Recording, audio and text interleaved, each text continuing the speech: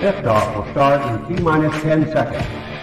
10, 9, 8, 7, 6, 5, 4, 3, 2, 1. We have ignition.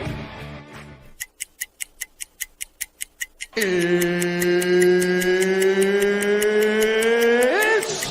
time! 17 seconds from Game 7 or from championship number 6. Jordan, open. Chicago with the lead. Harper got a piece of it. It comes off. The Chicago Bulls have won their 6th NBA championship. Tying run at second, 2 out. Palmero over the head of Jenks. Uribe charges, throws, out! And the White Sox have won the World Series. To the far side around the 8-yard line to Hester. Under it and to the middle with the 15 to the 20, breaks free of the 25 to the 30, to the outside, 40, midfield, 40, 30 to the coast, 20, 15, Hester 5. Oh! Touchdown!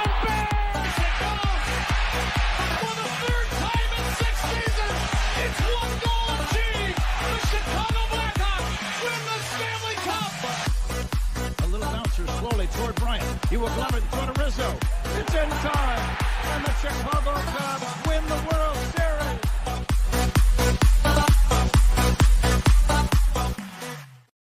What up, what up, what up? Welcome to Shawn and Maya in the morning on this Hump Day edition. I'm your boy, the SuperBack, Shawn Sierra. Thanks for tuning in. If you're watching us on Facebook Live, well, then I guess you found us on Facebook. And if you're not following us on Facebook, what? Come on, go to Facebook, type in Sports Zone Chicago, click the like button, and now you're following Sports Zone Chicago. Simple. But wait, there's more. Go to the show's page, go to Shawn and Maya in the morning, like that page as well. So not only will you be following Sports Zone Chicago, but you'll be following Shawn and Maya in the morning as well. If you're watching this on our YouTube channel, excellent. And if you're not subscribed to our YouTube channel, for real, come on, go to YouTube, type in Sports Zone Chicago, click the subscribe button. All right, it's free 99. Don't trip. Also, click the notification button. That's the little bell right next to it. That'll let you know anytime a show from Sports Zone Chicago is going live. You get it? You got it? Good. Now, if you're watching this on our mobile app, oh, Shishka Barbarino. If you're watching this on our mobile app, man, please don't tell me you didn't know we had a mobile app. Come on. Let's get with the program, peoples. Get with the program. Look. So, go there. Wherever you get your apps from, and it doesn't matter whether it's iTunes or Google Play or Amazon or Walmart or Kmart or 7-Eleven, Zayre, Zemsky, Macy, Montgomery Ward, Woolworths, Weebolts. All right. Go there. All right. Type in Sports Zone Chicago, download it, take us with you on the go. So not only do you get Shawn and Maya in the morning 3 days a week, not only do you get our other live shows throughout the week, and not only are they archived there like they are on Facebook and YouTube, but I'll tell you what, we give you a slew, and I mean a slew of articles, thanks to my man Clarence Council the Third. Big up to Clarence for keeping you abreast of all articles Chicago sports related. Now, if you watch this on a Roku channel, I like that kind of party, baby. And if you don't know, you better ask somebody. Sports Zone Chicago, we have our own Roku channel. Yes. So if you have a Roku television in the house, do us a favor. All right, do us a solid, yeah? Download Sports Zone Chicago's channel to your television. Okay. Put it there right next to all the big boys. Netflix, Apple Plus, Hulu, HBO Max, Prime, Disney Plus, Stars, Paramount Plus, all of them. Put it there. Watch it on the big screen. Hell, run the big screen, right? Mickey, Vicky, now. You can also tweet the show. You can tweet us at Sports Zone Shy. That's CHI at Sports Zone Shy. Now, if you want to follow me, just me personally online, you want to know what I did? Well, let me tell you what I did. I made it nice and easy for you folks. Nice and easy. One handle for Facebook, Twitter, Instagram, Snapchat, and TikTok. All one handle at the Shawn Sierra. All right. If you want to follow my little co-host, Maya Kai, you can follow her on Facebook and Twitter at the Sports Chica. If you want to follow her on Instagram because you're an IG and you do it just for the gram, we'll just follow her at Maya_Kai. It's MAYA_AKAI. Man, we got a great show, but I need you to get interactive with us. So listen, whatever platform you're watching us on, whether it's Facebook, YouTube, or mobile app, leave a question or comment on that platform. It'll come up here on the thread, in the thread. We'll put it up on the screen. We'll incorporate it into the show. And that, my peoples, is what makes this the best morning Chicago sports talk show around, and that's you. All right. So keep it coming, baby. Questions, comments, smart ass remarks, because ain't nobody scared over here. Like The Rock said, baby, don't sing it, just bring it.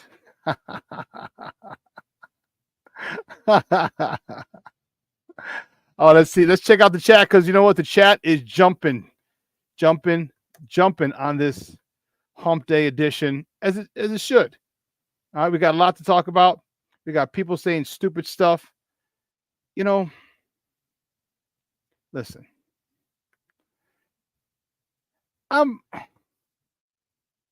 And here's the thing that gets me in trouble. And that's but I don't care. Because I'm not going to let people sit there and say stupid shit that is wrong and completely false.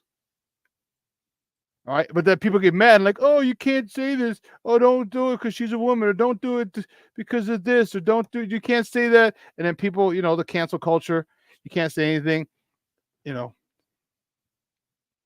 about you can't go against the grain because then you're a hater or whatever people say. I don't even know. So I'm listening this morning, and I'll get to us in a second. All right. I'll get to us in a second but I'm listening to the radio this morning. Okay. And I can say names because I don't want anyone contacting me. Why'd you say that? You're a jerk. And I would say, go. By the way, this is a good cup of tea today I made. So this person listening to the radio this morning, coming back from CrossFit, and this person says that we, the media, as a community, did a good job. And sit down. You please sit down. Make sure you're sitting. This person said we, the media, as a community, did a really good job of not overhyping Caleb Williams.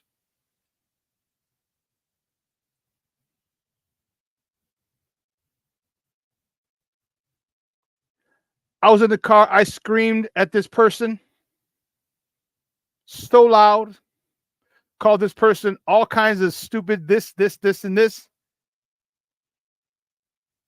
And then the co-host, who's regular on the show, said, well, it goes, I over-embellished. I went in on it. Just literally refuting what this person just said. The regular host, this other person was guest host, but one of the regular hosts was like, no, I kind of went all in on Caleb. And I'm like, yes, how can you say that? And then I said, all right, so here, I'm probably going to have some people call me, but this is just a fact. I said, I can't believe this person said that the Chicago media community did a good job of not hyping Caleb. And I named people who were all on the Caleb train. Parkins, Spiegel, Kaplan, Wiederer, Leisure, and a whole bunch of other media community and podcasters build Caleb as the next coming of Jesus. And then I said, to the person who made that comment, stop the nonsense and flat out lies. So if you're going to go tell on me, he mentioned your name. I didn't say anything. All I said is they were hyping up Caleb. So I don't need to deal with anything else because, they don't know me and I don't know them. But you always got little tattletales. Oh, he was talking about you. He said this about you. All I said was that they were big proponents of Caleb and they hyped up Caleb big time. Period. But the comment that was made by the person on the radio this morning, I'm like, really? How can you have the audacity to say that when that's what most of the media was talking about, how he walks on water? It was like me, Nomad, Herb Howard. I think that's about it that I can think of off the top of my head who were Keith Justin. But everybody else is jumping on this wagon and blah, blah, blah, blah, blah, blah. So I was just annoyed with that. Just annoyed in general. Then you got people talking about the stats. And I'm like, stats can be deceiving. All right. And people are talking about our former quarterback. I'm like, first of all, let's stop comparing. All right. the people who are comparing a lot of times, and I shouldn't say that, both sides are comparing. Pro Justin, people are comparing, and pro Caleb, people are comparing, and just let it go. Just let it go. Justin's over there, went doing his thing, 2-0 with the Pittsburgh Steelers. All right, good for him. I wish him well. Okay. I'm worried about Caleb. But other people are talking about, oh, well, look at this. Like I said, both sides. There's not one more than the other. No, they're both showing stats. So let's let it go. All right? Let it go. My goodness. Yes, I want him to do well for a couple of reasons. All right? The kid's a great young man. Okay? I want him to do well. I want him to get some money, get that second contract. I want him to play 51% of the snaps because then the Bears get a 4th-round pick this year coming up. All right, so there's a lot of reasons why I want him to do well. Okay? But I also want Caleb to do well too because Caleb's our quarterback. And I want us to get to the playoffs. I want us to be a threat. I want us to be the team that people say, damn, I don't want to play them. Damn. It's going to be tough, but we're probably going to lose. I want that type of mentality with our team. But anyway, I digress. I was just annoyed when this person said that the media as a community did a good job of not hyping Caleb. I'm telling you, if I could have reached through that radio and slapped this person in the face, said, really? How can you sit and say a bold-faced lie with every single person in the media except for me, Nomad, Herb Howard, pretty much all I could think of was talking about how great it's going to be and what he's the best quarterback prospect. And I'm not talking shit. I'm just saying this is what was said last year. He's the best quarterback prospect coming out in the last 20 years. He's going to revolutionize. He's going to be a Hall of Famer. He's going to take us to the Super Bowl. We're going to win Super Bowls. He's going to win MVPs. These were all the things that people were saying. But you didn't hype him up. The community, the media didn't hype him up. Come on. Come on, please. You know what? Some people, I swear. Anyway, let's check it out. Armando, my man Junior's in the house. Good morning, Papa. Thank you for tuning in. I appreciate it. Cornelius Squall's in the Mickey Picky house. What up? Lavette Lee's in the house. Good morning, Ma. Thank you for tuning in. I appreciate it. Kevin Scott is in the house. Good morning, Papa. Thank you for tuning in. I appreciate it. Michelle Wall's in the Mickey Picky house. What's up, Papa? Did you see my thing? My post yesterday? I thought of you, dog, during CrossFit. We had devil. Oh, Jesus. There's not planks. Devil planks? No. Basically, what it was they are the devil press. There you go. They're burpees with dumbbells. So instead of jumping at the top of the burpee when you're done, you have 20, 30, 40, 50 pound weights, whatever, that you have to snatch over your heads. So you just go down with the dumbbells, you come up, you got to snatch the dumbbells over your head. All right. As soon as I saw that, I immediately thought of you. I'm like, this son of a biscuit. I immediately thought of you. I was like, damn. I said, Shawn's going to be. I was like, oh, man. But anyway, good morning, Papa. Thank you for tuning in. I appreciate it. See, Jay Grizz in the house. What's up, Papa? What's up? Sports Donor Wednesday with SuperBack. Faye folks in the chat. Happy hump day. Yes, baby. Yes. Brandon Schutz in the house. Good morning, Papa. Thank you for tuning in. It's been a minute. Appreciate it. Kevin Scott. I think I said hi to you, Kevin Scott, but you know what? Kevin Scott, good morning again. If I said hi to you, then you get it twice. Good morning. Aunt Moss in the house. Good morning, Papa. Thank you for tuning in. Let's see who else. Brandon, yes, I did. Yes, I did, Doctor. Yes, I did. Let's see anyone else. Jay Grizz, Michon, my man. Roberto Ramirez in the house. Good morning, bro. I'm a Justin fan, but Caleb is going to be good. Just some deal feels horrible. Feels horrible line play. Yeah, okay. I agree. line that we're going to talk about the line today. Big time. Big time. Oh, my man, King Book of World. Salute to the chat and Shawn. Good morning, Papa. Brandon, yes, I did watch the game Sunday night. Yes, I did. It was nothing nice, bro. It was nothing nice. The workout that day, burpees with dumbbells, it was 30 devil press. So that's the burpees with the 30 of those, and then 50 step-ups onto the box with those same dumbbells. So yeah, it was not nice. It was not nice. It was not nice. So, man, we're going to talk a little bit about a lot more about the game today. But, I had to get that off my chest this morning. I hear, and it's, here's the thing that bugs me. And yes, I'm part of the media as well. So I get it. But let's keep it a buck. Like, nobody calls people to in the media, no one calls them to the carpet when they do something stupid, or they say something stupid, or they ask a stupid question. But people definitely talk about when athletes do it. I think that's bullshit. So I had that. Then I had another interviewing a guy after the game.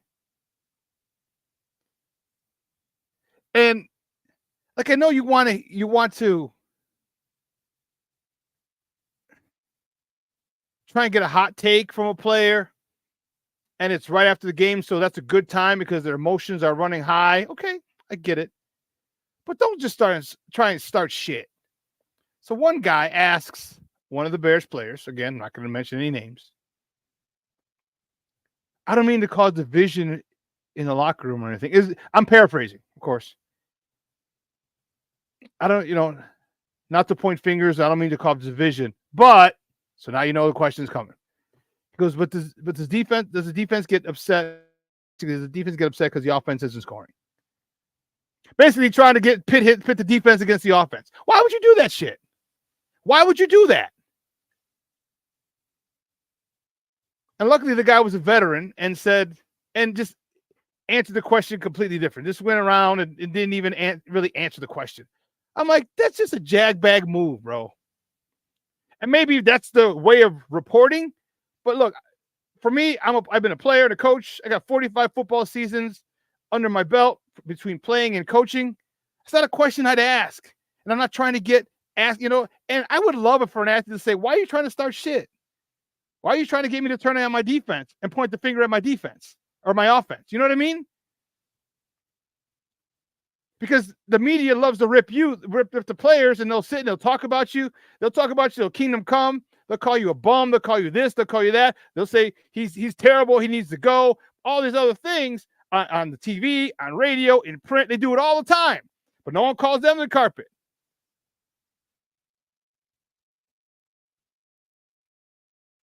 So just got a little annoyed. I don't know, a little bit of a rant this morning. I just got a little annoyed. That's part of the reason why I wanted to do this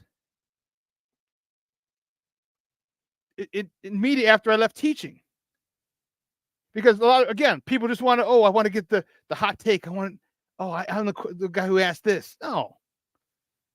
And I really wish that athletes would be a little more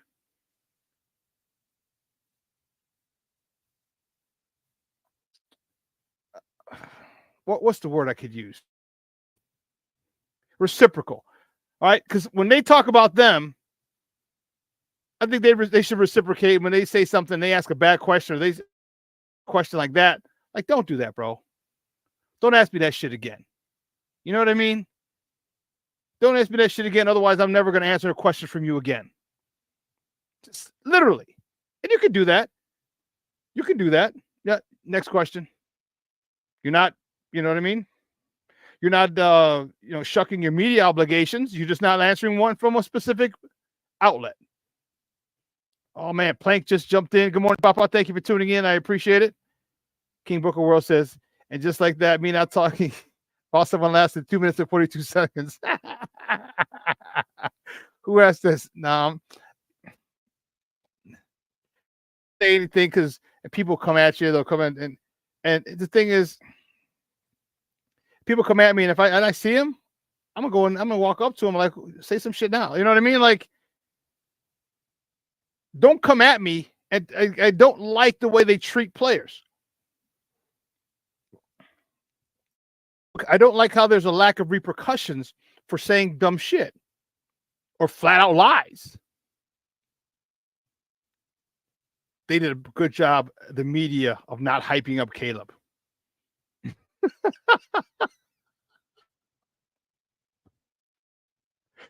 First, I was like, Raggy, did I just hear what I heard? Because this person just lied flat out on the radio.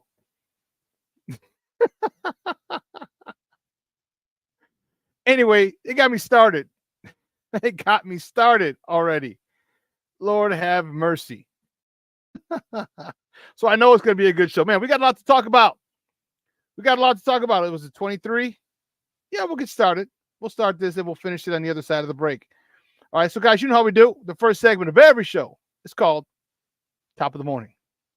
It won't come just when you want it.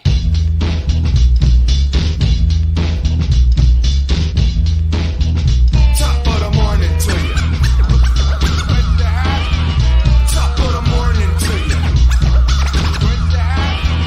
Top of the morning to you. Let's see. The first top of the morning topic. I don't know if you saw the thumbnail. Man, it was a rough day for all Chicago sports. The White Sox, the good guys. They fall to the what the heck? Who wrote that? Crazy guys. There we go. It fall to who did that? I'm telling you. Good help is hard to find. Oh, I did it. Good help is hard to find. Good job, Shawn. Next time, don't get yourself to do it. Get someone else. The White Sox fall to the Angels 5-0 yesterday. Davis Martin yesterday got the L. He's 0-5. He went 5 innings, 7 hits, 3 earned runs, 2 walks, 4 punch-outs. Nicky Lopez, 2 for 3. Dominic Fletcher, 2 for 3 also. Next half of the morning topic, staying with the good guys. The Sox take on the Angels again today. First pitch is at 3:07 p.m. You can catch that game on NBC Sports Chicago, which is rapidly coming to a close. The third, I want to say, is the last day. Or you can listen to it on their flagship station, ESPN 1000. The probables for today's game, well, the Sox are TBD, to be determined.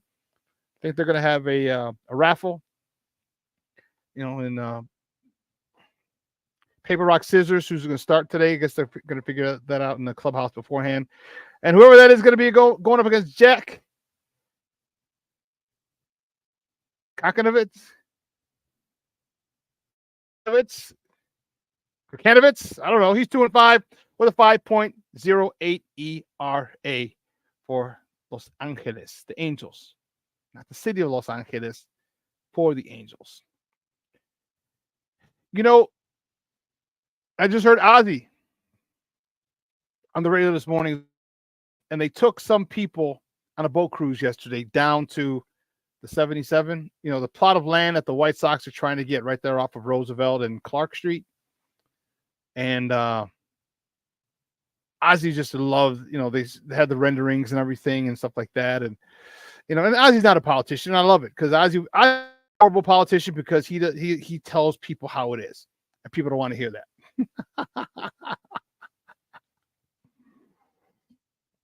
Ozzy just tell you like it is. And a lot of people don't want to hear it. And they're still trying to get this thing done. And Ozzy said, Ozzy's like, it would be gorgeous. If they do this, move right there to Roosevelt and Clark, it would be awesome. People would come. I have some issues with that. And I get it. Now, everyone's talking about Reinsdorf, and I am one of them. I'm not a big fan of his, but he's a businessman. All right, let's remember that first and foremost. And the funds that they're trying to get, these funds are earmarked for a public stadium, which is why Reinsdorf went down to Springfield to talk to politicians about it, and the Bears went down to Springfield because they're trying to get money too for their new stadium. So the money that's earmarked, this money, not what it's called, but this money is earmarked specifically for new sports stadiums. And if it's not used or allocated by the end of the year, then it gets redistributed or reappropriated. If you remember Blow and Johnny Depp, your funds have been reappropriated. It's $60 million in the Panamanian Bank, and he's like, "What?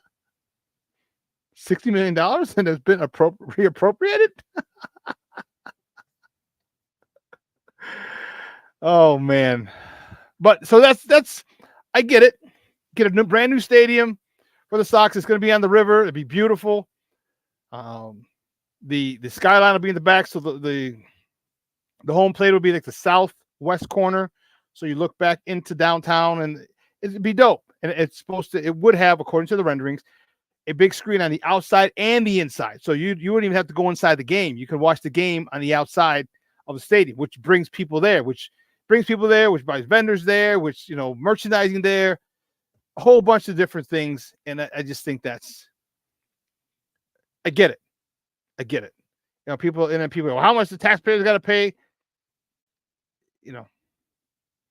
Some you probably just keep it a buck, but not as much as if they use the funds that are, again, earmarked specifically for new stadiums. All right.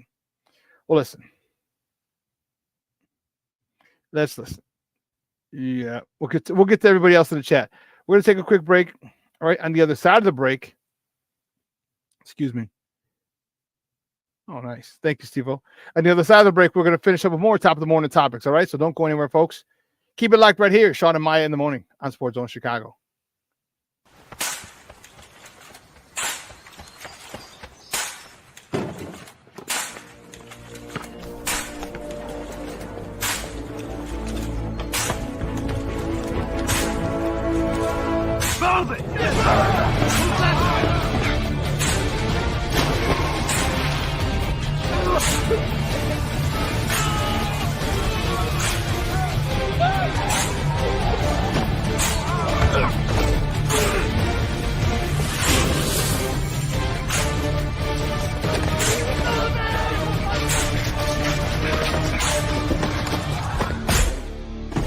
Many will hear the calling.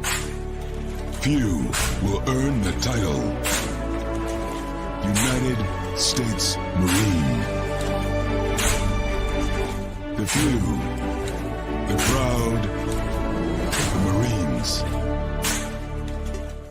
Hey, it's your boy, the SuperBack, Shawn Sierra, and be sure to follow Sports Zone Chicago on all social media platforms, on Facebook, Instagram, and our Roku channel. You can find us at Sports Zone Chicago, and on Twitter, we are at Sports Zone Shy. Also, be sure to download our mobile app so you can take Sports Zone Chicago with you on the go.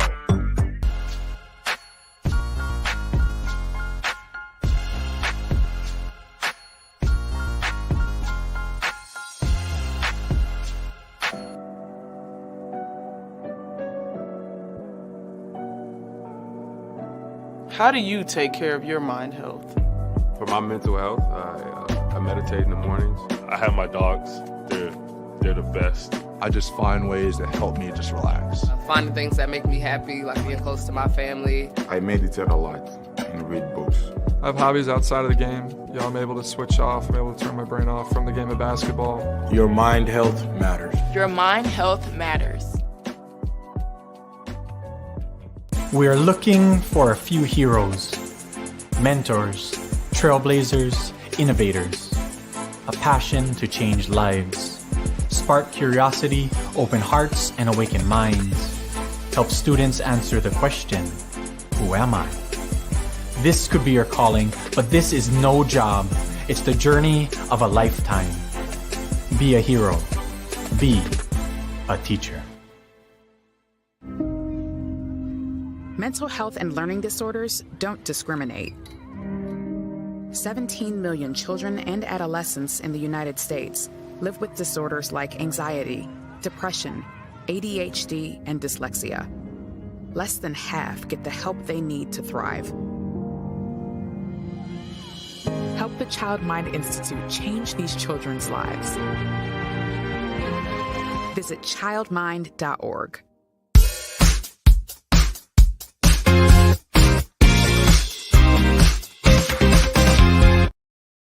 On in the season, losing Elizabeth Williams due to the knee, Angel Reese out because of the wrist.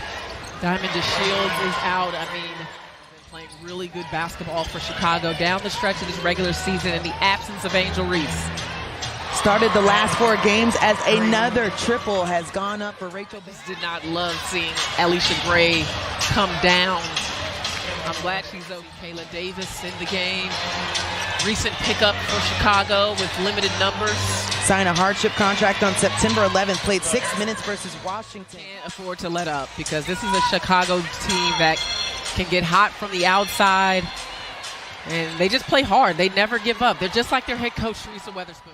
Congratulations to the organization for making sure fans are in here, loaded in night in and night out, this game environment. Welcome back to Shawn and Maya in the morning on Sports Zone Chicago. Those clips courtesy of the U, Channel 26. The U, not Miami. No, the U. Let's see, where were we?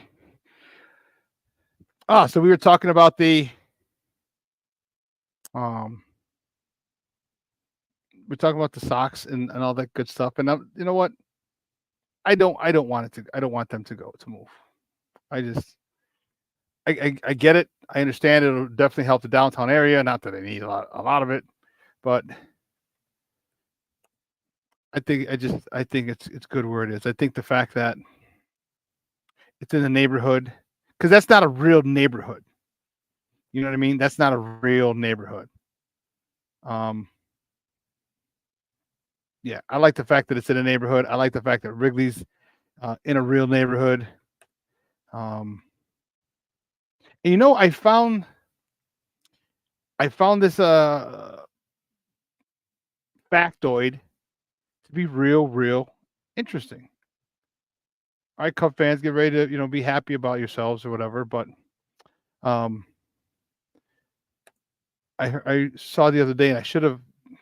I don't think that I let me check my pictures, but it said that Wrigley Field is currently the only, well, it's going to be, nothing else can be added, is the only stadium remaining that Jackie Robinson played in. Thought that was pretty dope. The only stadium remaining that Jackie Robinson played in. I'm like, dude, that's wild. So, this little something. But anyway, where were we? Oh, yeah, top of the morning topics. The next top of the morning topics, the Cubs. Boom, boom. Boom, boom.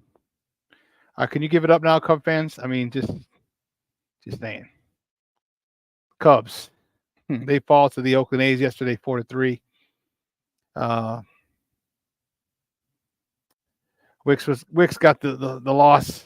He's 2-4.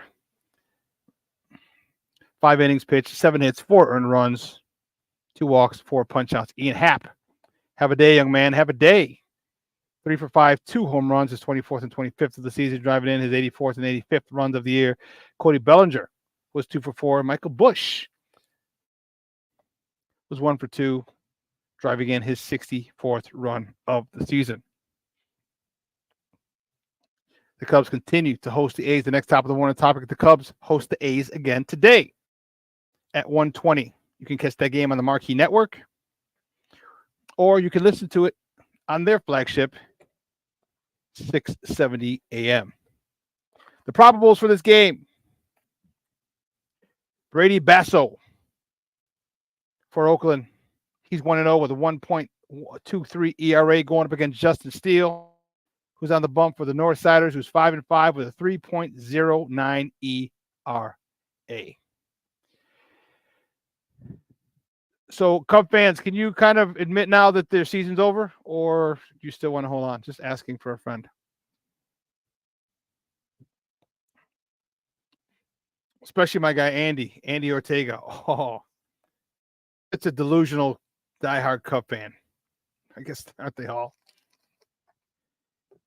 I saw him like 2 weeks ago. He's like, "Oh, we're gonna win." I was like, "Dude," I said, "We're gonna make the playoffs." I was like, "Bro," because he was talking shit about my White Sox, and I said, "Come on, man."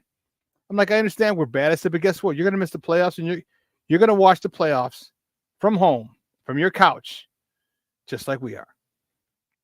We're gonna come back. We're gonna get in." I'm like, "Bro, stop." I was like, "Whoever showed you that icky-ish," I'm like, they should make some. They should be making good money because that's some powerful stuff that got you believing that the Cubs are going to win to get to the wild card.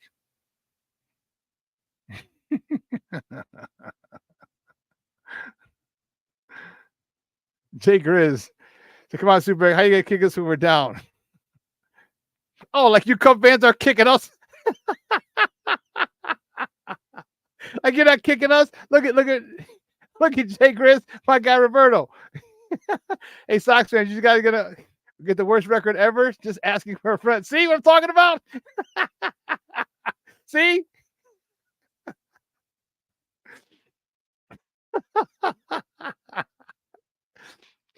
Hey, you know what's funny?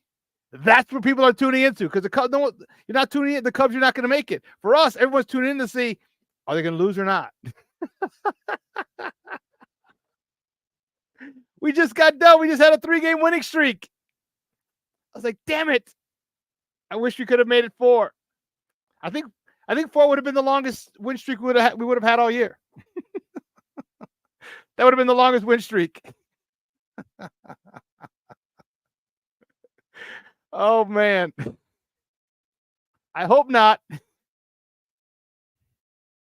Levette Lee, I get it. She's like, we will never give up. I get it. You just,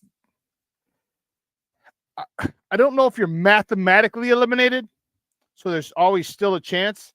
So you're saying there's a chance. But, come on.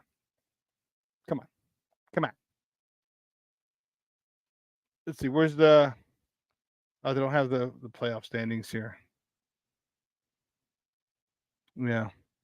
The Cubs just don't have, there's not enough games. Here we go. The Cubs are 6 back. How many games you got left? Let me check. Cubs, 140, 151. You have 11 games left. Roberto. So you're saying there's a chance. You got 11 games left and you're back 6. Yep. It's going to be tough.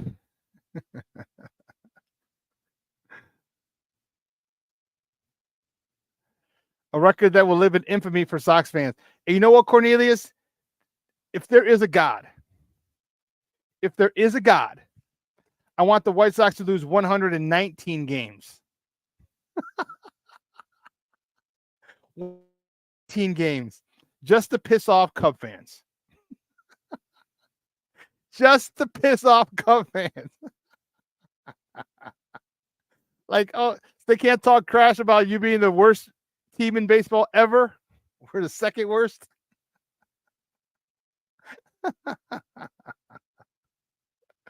Oh, goodness gracious. Moving on. The next top of the morning topic, the sky. Oh, my goodness gracious. Great balls of fire.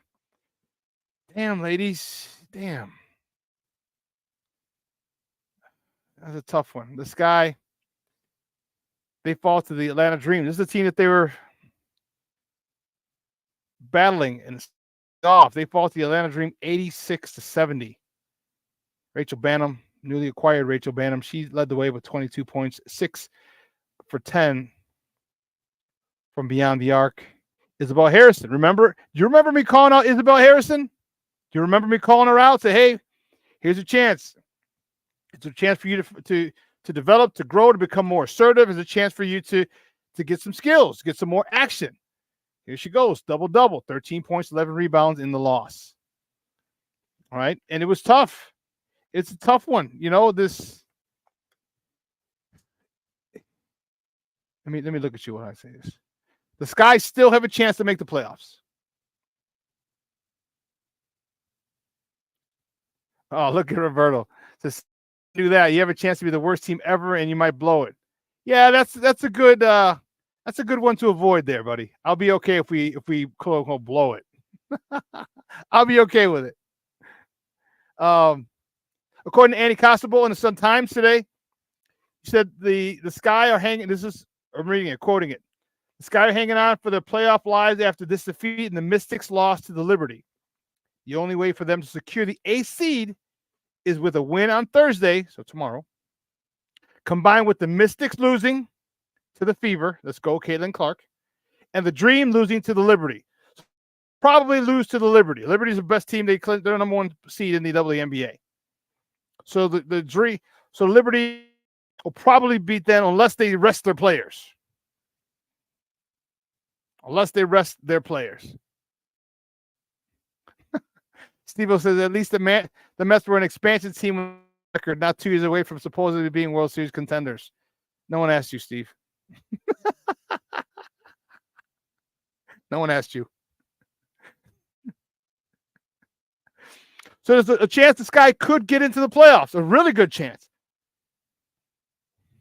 All right, the Indiana Fever, Caitlin Clark.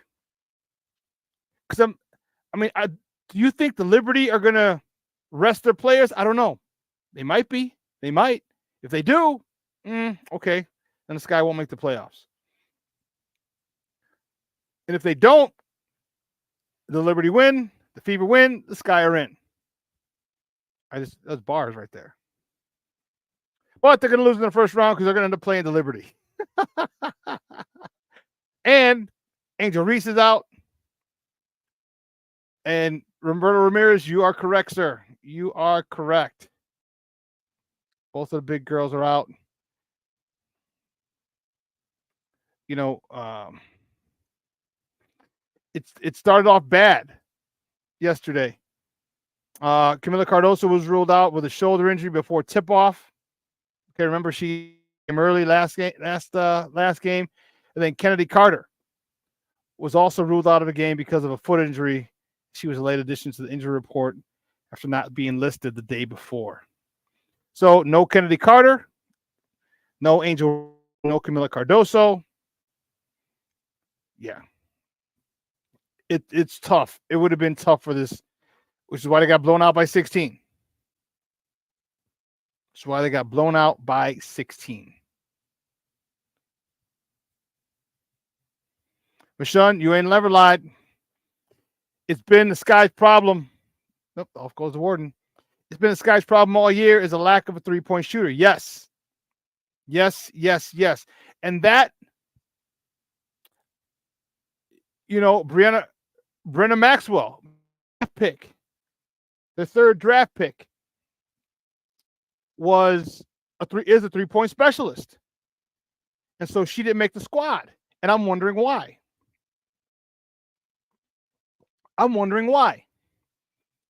You have Angel Reese down low, Camila Cardoso down low.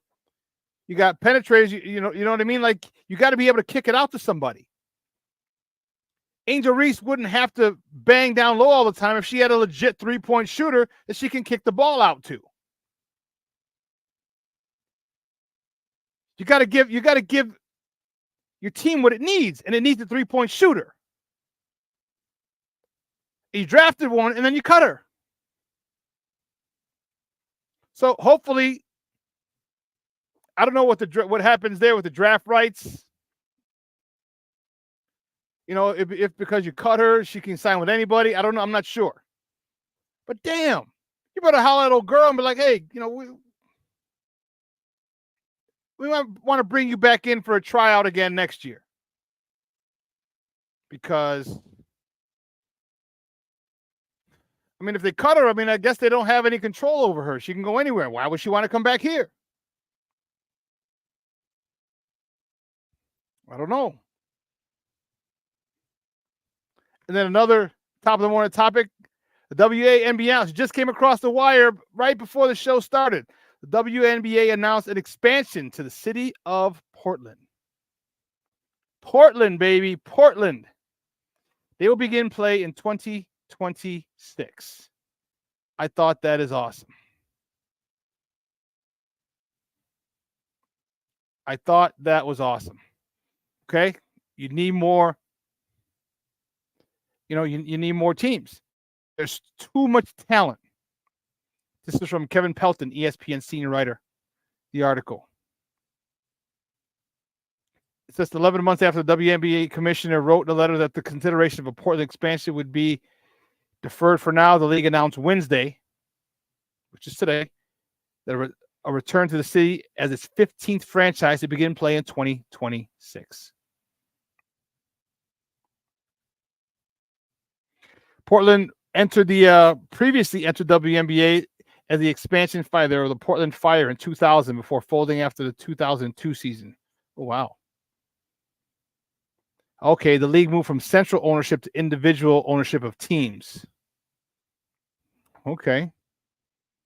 The team will be owned and operated by Raj Sports, led by controlling owner Lisa Bathal Mirage and her brother Alex Bathal. They are also the majority owners of the National Women's Soccer League, Portland Thorns. I wonder if they have a name. The first time the WNBA will return to a city it previously left. Okay.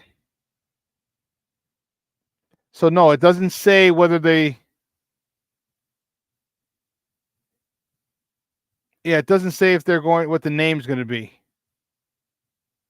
Okay. I'm anxious to see what that's going to be. Just because, Are they still going to be the Portland Fire? I'm looking through the article right here, and it doesn't say the name. So, wow.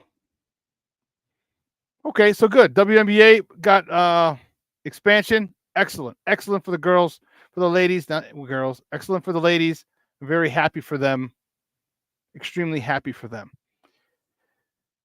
We'll close this out. This is the last top of the morning topic. This has nothing to do with Chicago sports, but it has to do with sports.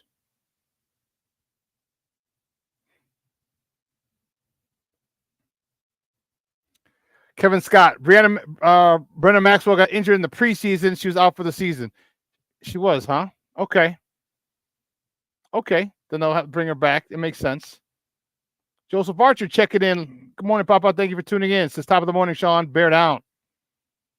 Brother Ramirez says more teams will be good for the league. Yes, they will. These girls definitely need more money. Sucks that they go overseas and get paid way more than they here at home. Yeah, I agree. However, that seems it's going to be changing. All right, with the NIL, and here's the cool part about it: with the NIL money. Okay. With the NIL money, a lot of these girls will be making more coming into the league. Their last year in college than their salary would be their rookie year. So what will happen is a lot of those relationships will carry into the WNBA. You know what I mean? So just say you got a deal with, you can't have I guess you could have a deal with Nike if you're at your Nike school. But let's just say you got a deal with Gatorade. Okay? And they're giving you $1 million in college. Well, once you get to the WNBA, they're probably going to keep it at $1 million more. You know what I mean? Obviously, you'll be doing more commercials, a lot more other stuff, and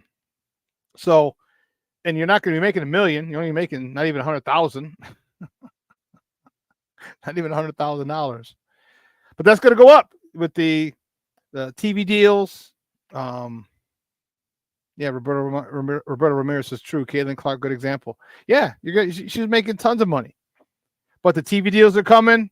All right, these salaries are going up. Like, I mean, come on, give these girls, $1 million. Even right now, like Like, let's get them to 100,000, minimum 100. Then the minimum will be 250. Then the minimum will be 500. Then the minimum will be 750, and then the minimum will be a million. So it'll be a while, but that's why we as fans, and that's why women, all the women who had all the to say about equal pay, equal this, equal that. All right, instead of running your God blessed mouth, how about this? How about you support the WNBA? How about you buy the league pass like I bought? Why don't you go buy a jersey? Why don't you go buy a t-shirt? Why don't you go buy a hat? Why don't you go buy a keychain? Do something to help. Women should get paid as much as men. No, it's not that's not the way the world works. You could take your little feminist ass and instead of just talking, do something. Back it up. I'd love it if the women were making as much as men. It'd be awesome. But they don't, and they won't. So let's give them a fair wage. Listen, if you're making $500,000, think about that in real people life. In real people life. If you make $500,000 you are living like a king, or $500,000 a year. If they get to do that for 7 years, you know how much they can save? First of all, you'd have your house. It'd probably be paid off by the time your career is over. All the NIL money, your endorsements. Yeah.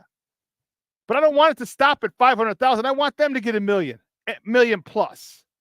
But that's not going to happen unless you watch the games. It's not going to happen unless you buy merchandise. It's not going to happen unless you buy tickets. So continue. So those of you who take your daughters, like Roberto said, he used to take his daughters, continue to take them.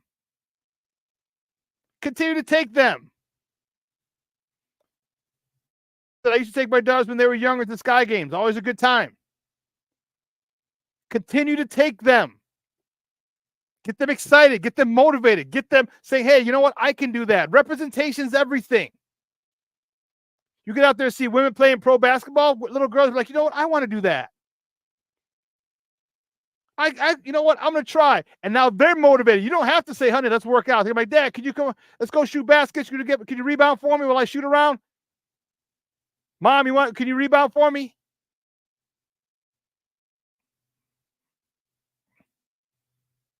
So all you people who talk shit, oh, there's no way women should be making as much as men. Shut up.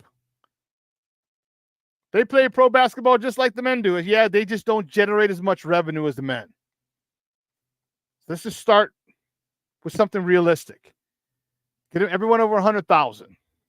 Then we can move it everyone over 200,000. Because look, if you make 250,000 for 6 years, 5 years, that's a pretty damn good life.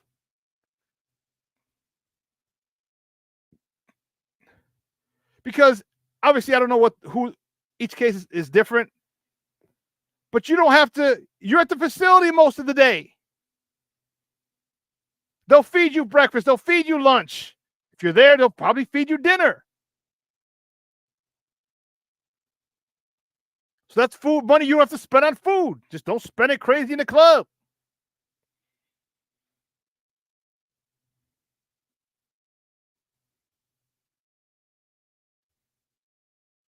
Lee, that's what we got men for, to spend their money.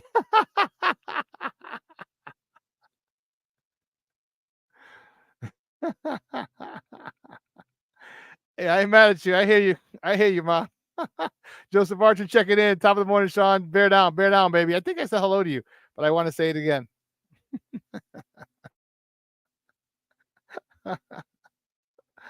Oh, that's funny, Levette. But good. Expansion teams, there are far too many talented young ladies here in the States and from overseas, but just here in the States, that there's only 144 spots. There are only 12 teams. And don't forget, there are 2 more expansion teams are coming, and the 15th to make it 14, and then the 15th one's coming. Shredded 36, so that'll be 80. So it'll be 180 spots. Okay, good. So now keep moving, keep expanding. Get to 25 teams or 24. You don't get up there. Get up to close to 30 teams. And now you're cooking with gas. It's not going to happen overnight. But keep supporting. Keep supporting. I'll buy the league pass last year. I watched 2 games on it. But you know what? My little $15, it ain't going to make a dent. But if 1 million people pay $15, guess what? That's $15 million.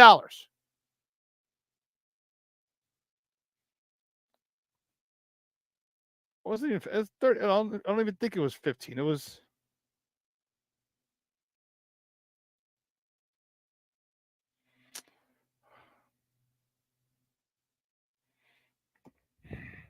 You know, Kevin Scott says, I enjoy the WNBA brand of basketball more than the NBA. They play the game the right way. Yeah, this fundamentally sound. Back cuts, good rebounding, boxing out. Fundamentals is crazy.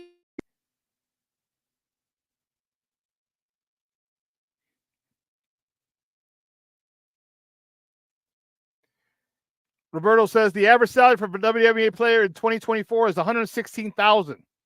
With the highest paid players earning around $250,000. WNBA salary is structured as tiered, with 4th tier players earning around $56,000.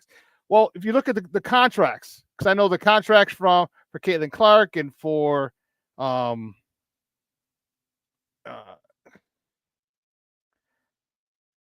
Angel Reese.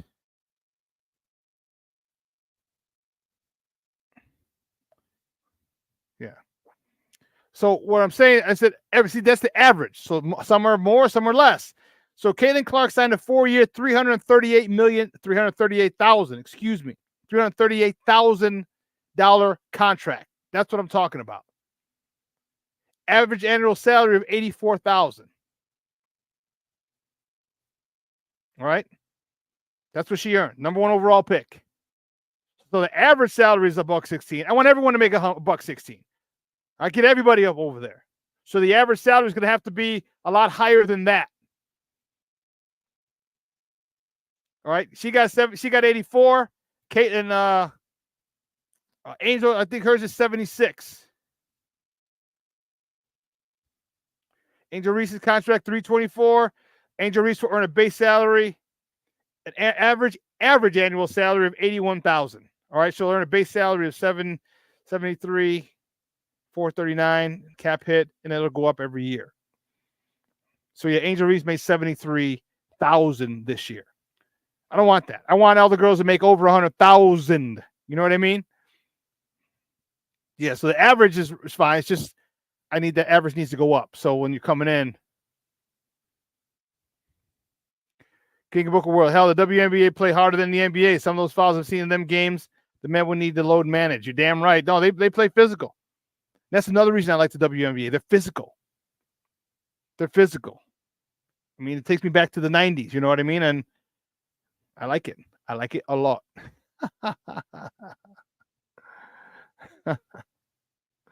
So, anyway, listen, folks, we got to take another break. On the other side of the break, we're gonna jump to the Bears.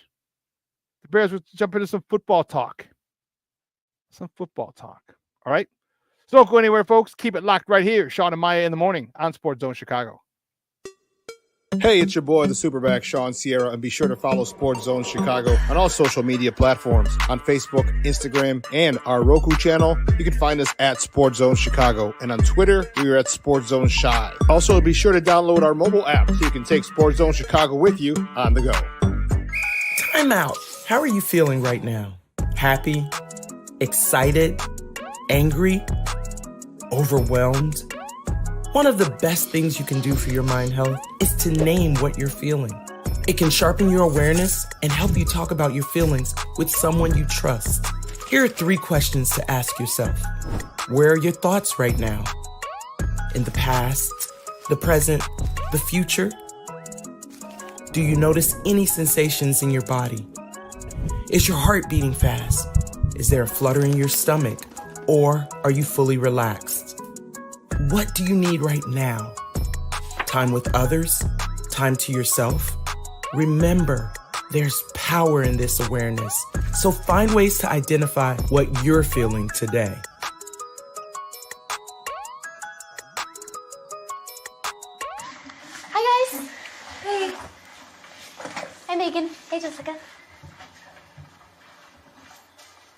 Megan, you're a tramp. Ryan Fitch told me you guys made out. Everybody knows. He said your breath smells like garbage. And he almost puked. He says you're the most desperate girl he knows, besides your mom. How many boyfriends does she have anyway? Lots? Your makeup makes you look like a clown.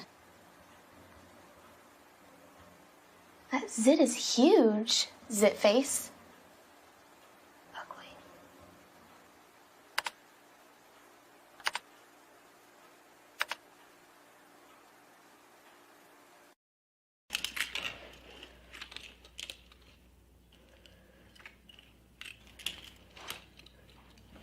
Hey, bud, what you doing? I'm playing with cars. Cars? Can you show me what a car does? Whoa, whoa, whoa, whoa, whoa. Hold on a second. First of all, this is a school zone. So you need to put down your cell phone, stop texting, and let's get to driving. Now you're coming up to a stop sign, right? You need to slow down and stop before you hit that Y line. I want you to look left, right, left. You don't want to get hit by a car going on your left and to your right to make sure you don't get sideswiped by a guy coming from your right. You're coming, and you see a crosswalk. You better slow your horses down because the #1 rule of driving is always yield to pedestrians. Now stop, pull over, and you are done driving. Gosh, what do they teach you kids in school nowadays?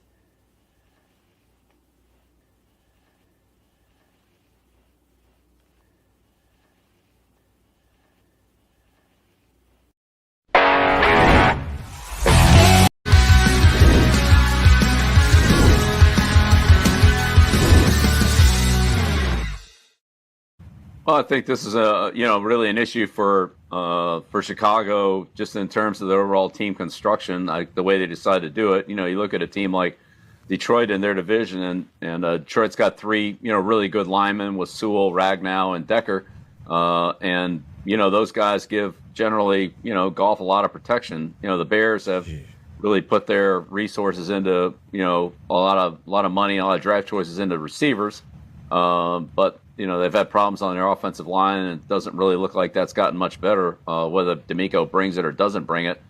They had trouble with a 4-man rush, a 5-man rush, and just single blocks up there have been a problem for them. So, I like the receivers. I think quarterback's got a chance, but it's tough, and I think it's going to get tougher. AJ, as you know better than I, Chicago in November and December that's a fun place to have to rely on throwing the ball. So, the combination of let's say struggle running game, and then having to throw a lot and pass protect a lot. I don't think that's really playing into the strength of that's not a strength of the Bears team. So not really sure how they're putting that together. But to chuck it 50 times in Chicago on a long-term basis just seems tough. Welcome back to Shawn and Maya in the morning on Sports Zone Chicago. Those clips courtesy of ESPN. That was the greatest coach of all time in NFL history, Bill Belichick. Now, I have a question. Where are all the blowhards and the jamokes who called him out when he said something about Caleb and saying after the preseason? So you had a lot of people in the media community who had something to say about Bill Belichick. Danny Parkins was one of them. All right, a lot of local people here. One of them called him you're a phony. I think that's what one of the local guy here said. You're a phony. Everyone's, you hated the media so much. Now you relish the chance to talk about this guy. I'm like, wait a minute. This guy he's won 8 Super Bowls. All right. 6 with the Patriots. 6 with the Patriots, 7 with the Patriots. And a couple with the Giants when he was defensive coordinator. This guy made a living of dissecting offenses, stopping offenses. So when he came on and said what he said about Caleb, people jumped and, you're a jerk, you're a liar, you're this, you're a blowhard, you're a phony, you're this, you're that, da. And I talked about it when people said that. And he didn't say Caleb sucks and should be burned at the stake. He said it was not impressive his offseason. He was under 50%. Some of the throws are good, but he's under 50% completion. And people went crazy. So now he says this. Now, where's everybody else? Oh, because it's something that you think, because now he's not talking about your boy, the golden child. You're not talking about him. Oh, now he's credible. This is why I hate people who don't understand the game very well, or people who want clicks and don't. When you get someone who's the best at it is at what they do, you might want to listen. You might want to listen, but not this generation. Everyone wants to clap back for clicks and say, "Oh, he's a jerk, he's a phony, he's a fake, he's a this, he's a that." When he's telling you over 40 years, probably over 50 years in this industry, he's done nothing but stop offenses. So he can tell you when he sees in a quarterback. He can tell you what he sees. He can tell you the quarterback's not good because of this, this, and this. He can tell you the offense isn't good because of this, this, and this. But when it's a quarterback and it's your boy, the guy that you wanted, and you slandered the other guy for, then it's bad. Then he's a phony. But if it's the offensive line, oh, well, of course, that's why. Yeah, we said give him time, but this guy was supposed to be the best prospect in 20 years, coming into the best situation ever. Why is he struggling? Struggling because of the offensive line. So maybe it wasn't the predecessor. Maybe. King Book of World, Bill Belichick. Bill Belichick, what does he know about football? Not a lot, I don't think. I don't think he knows much. Roberto Ramirez, Bill Belichick is a winner. End of story. End of story. That's what I mean, Roberto. He won 2 Super Bowls with them, but they're defensive coordinator. That's why remember when everyone was calling, oh my God, Khalil Mack's the next Lawrence Taylor. He's like, hold on. He chimed in all the way from New England. Like, hold on, whoa. Khalil Mack is good. He's real good. He's not Lawrence Taylor. Hold on. He's got to do this for years, about 10 years, before we can put him in that conversation.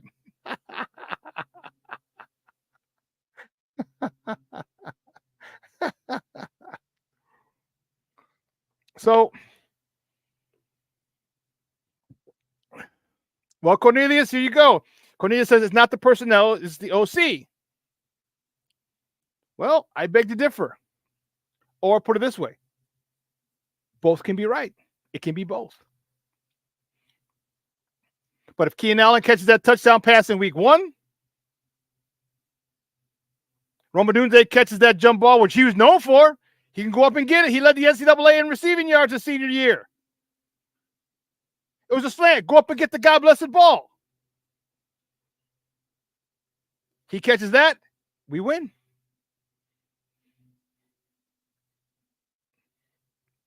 Or it's a different game.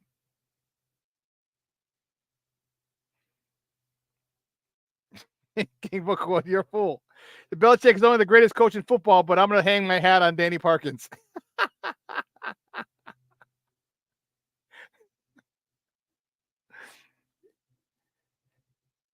You know, Olin Kreutz said it last year. He said it again this year. You have to build a wall. You have to. You've got to build a wall. You've got to build, and not to mention the kid's short by quarterback standards. He's 6'1" and change. Olin talked about it. They got, when he was in New Orleans and they had Drew Brees, they got 2 Pro Bowl guards to protect Drew Brees when he was there. So you had Olin, 6-time Pro Bowler, and 2 Pro Bowl guards. Yeah, that'll stop the middle. That'll stop inside push. And you saw, and how popular is it now? So many people, and I was happy they got Rome, but so many people were like, wait a minute, why aren't you drafting a center? Why? Remember, I was like, if you draft a center, cool. But you're going to jump back in you jump back in for Austin Booker. Why did you jump back in for a center?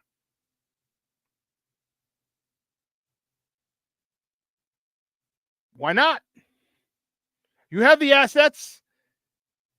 We talked about it on the other show on Monday. You had Cedric Van Pran from Georgia. You had James Powers Johnson from Oregon. You had the dude, John Michael Schmidt. I forgot where he's from. And you had Schultz, the kid from West Virginia. You had 4 centers. You could have jumped back in and got one. And Brian Baldinger, oh my God, he loves the kid from who's playing with Pittsburgh now. The kid from where's Shish Kebab. I can't think of.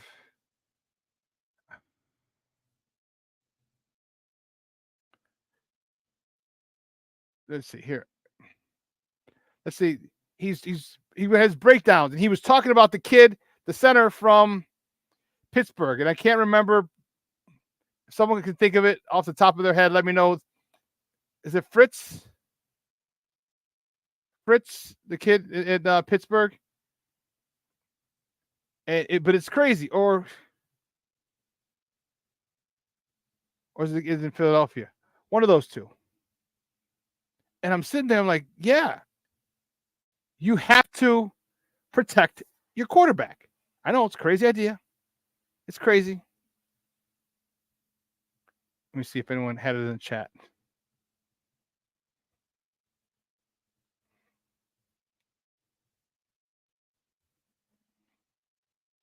Yeah, Roberto, I think you're right, Sean. Allen and Rome make those catches. We're good. Yeah, we're good. Cornelius, what a coincidence. The Texans and Lions have 2 of the top centers. Yes, and they're up. Roberto Ramirez, that's one of the things I was going to talk about. Why did we get rid of Daniels? And Poles being a former lineman, unacceptable. I agree. Cornelius says, come on, Tevin Jenkins, a second-round pick, and Darnell Where was the first-round pick. The talent is there, but the OC's not using them right. Well, I'll tell you what, Cornelius. Tevin's played like crap so far. He's played like crap.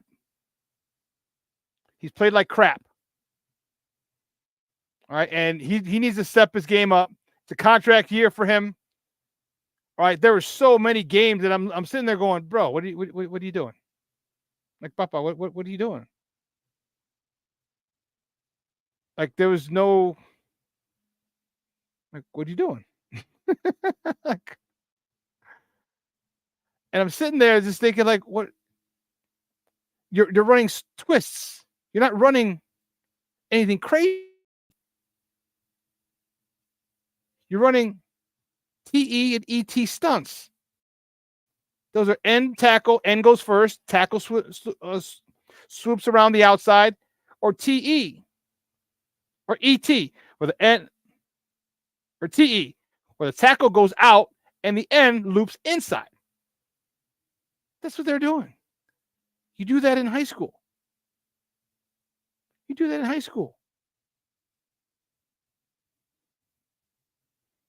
So for them to be, which one did I get? So for them to be having issues with that, for real, at the NFL level, you're having an issue with a TE stunt? Like, come on now. And not just one time. A lot of times on both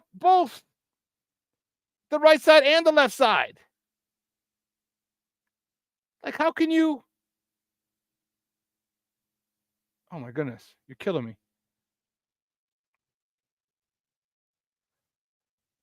So Tevin Jenkins has played horrible. Darnell Wright had a horrible game. I'm like, so now where do we look? Do we look at Chris Morgan, Simo, the only guy they kept? And remember, I talked about it. Remember, I said, how's the relationship with those two?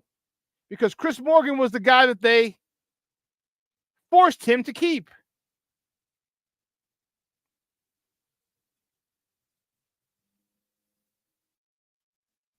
They forced him to keep.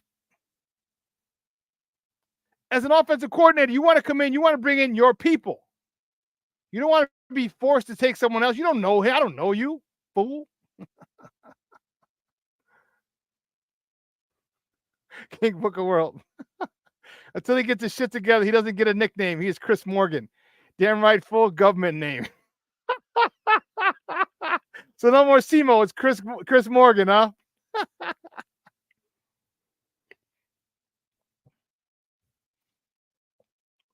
Rashawn Walls, I hear you.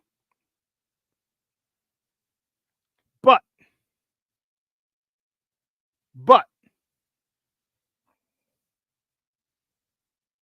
Keenan Allen catches that one. Roma Dunze catches that one. We got 3 offensive touchdowns. A big difference. Still not what you'd want, but 3 is better than 1. King Book of World. We going there?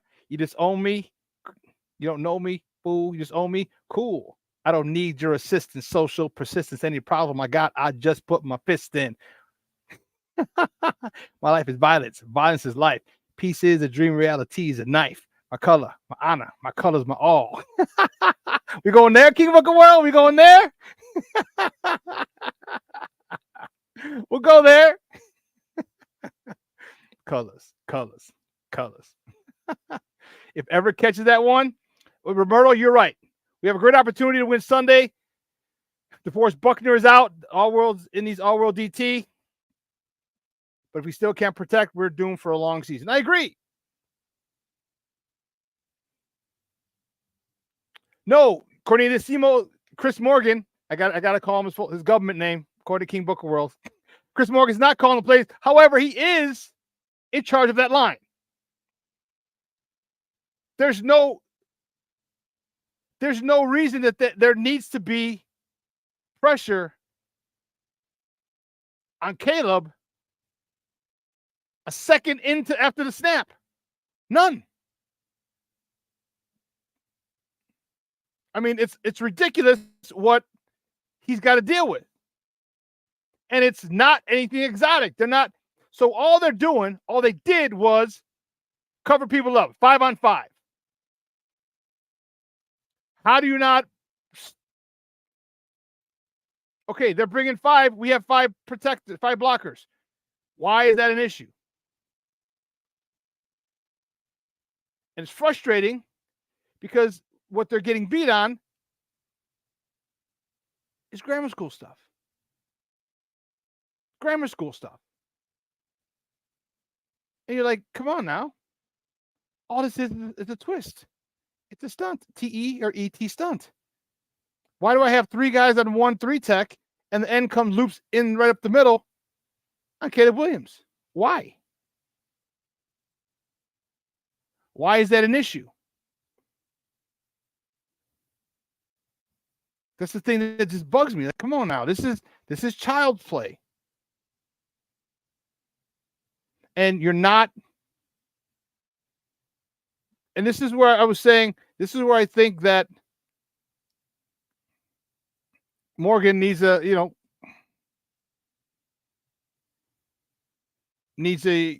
talking to, or he needs to talk to his offensive line.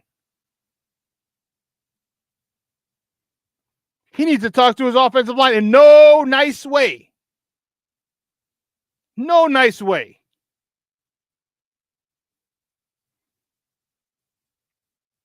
I just can't. Listen, all the offensive line coaches that I played for, when they watched the film on Monday, do you know how many expletives would have been coming out? How many expletives would be coming out of that meeting room?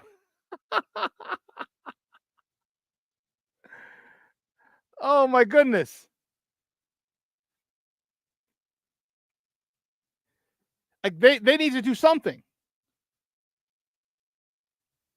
Now, here, we'll just watch this. We'll watch this.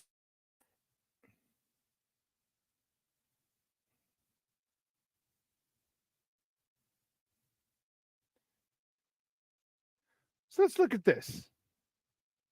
I'll put it up on the screen and we'll talk about it. All right, let's watch this. All right, you with me? You with me? Let's watch this. All right. You got 55, 95. 55 is a wide 9. 51 is a wide 9. I can't see the nose guard. He's zero tech right over the center. And 95 is over the left guard. So just watch this. Let's watch this. Okay. They're coming over the left side. 3. 1, 2, 3. All of a sudden, here comes a nose twist. Boom. Luckily, he got the ball out. Completion. First down. Okay. Good. Got the ball out quick. Got the ball out real quick. Snap of the ball. Whoop. Again. Good. All right. Well, another one. But what he did here is they got Caleb going early, which is what I asked for. I asked for that. I'm like, good. Let's get him. Remember, I said, let's throw some hitches. Let's throw some curls. Let's throw some slants. Let's throw some quick crossing routes. Those stupid ass screens. Let's throw those. Get him comfortable. Get him in a rhythm. Remember me asking that? I asked that. Okay, good. But then I said, now let him get some confidence. Let him start feeling himself a little bit. Okay, let me start feeling himself a little bit and progress. Throw a little, intermediate to long, to deeper routes. But then you can't protect. You can't protect what. So I don't know what the situation is. And I had an interesting take yesterday. An interesting take. I don't know if I agree with it. But I heard they talked about Ryan Poles drafting guys who may be like him. All right. Good guy.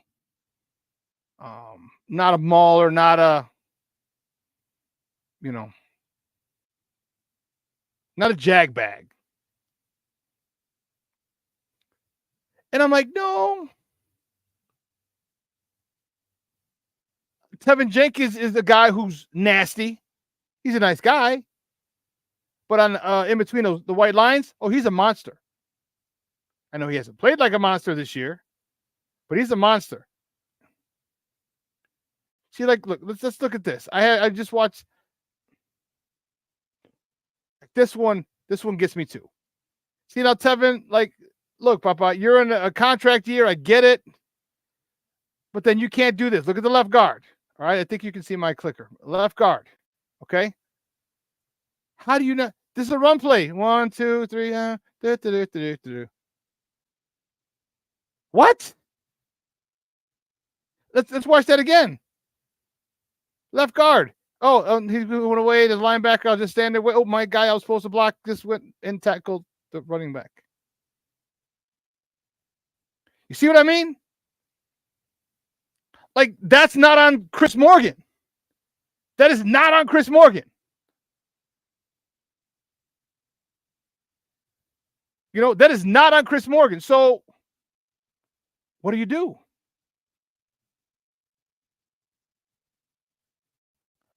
Again, you have a conversation with him, because I'm telling you, I'd have put.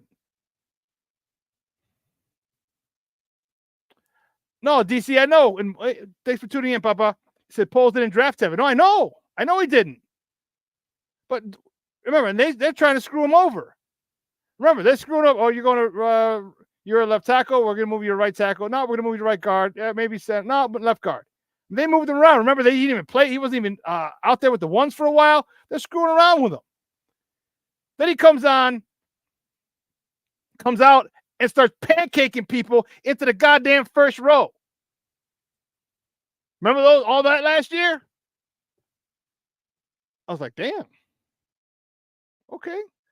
You don't got to put him in the third row. Just out of bounds is good. And he was like, no, I'm taking this joker to the first row. Whistle ain't blown, I'm taking him there.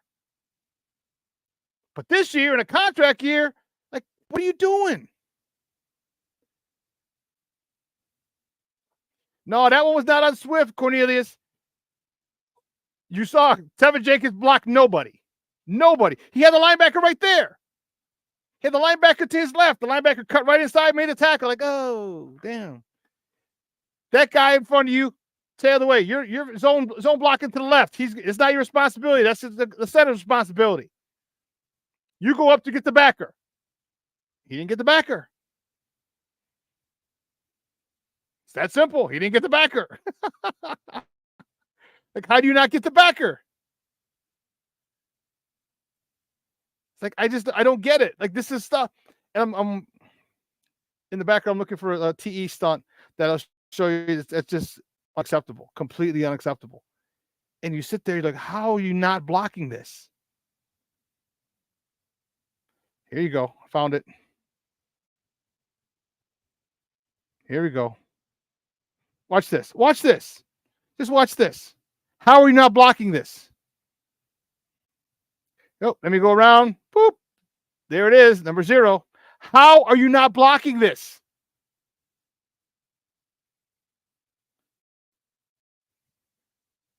Come around. Wait. That's Braxton Jones. That's your fault. Now look. Here's the issue. It's not rocket science, Braxton. Hold on. I'm going to pause it and we'll talk about this for a second.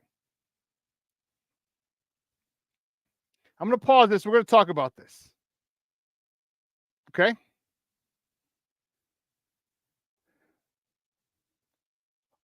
You got two guys, guy in the right A gap,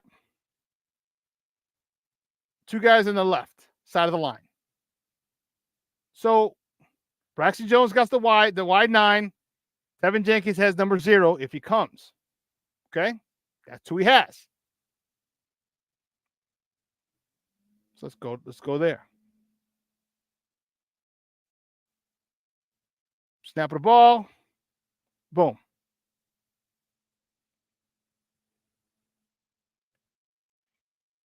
Number 0, Mr. I'm going to punch you for not doing anything.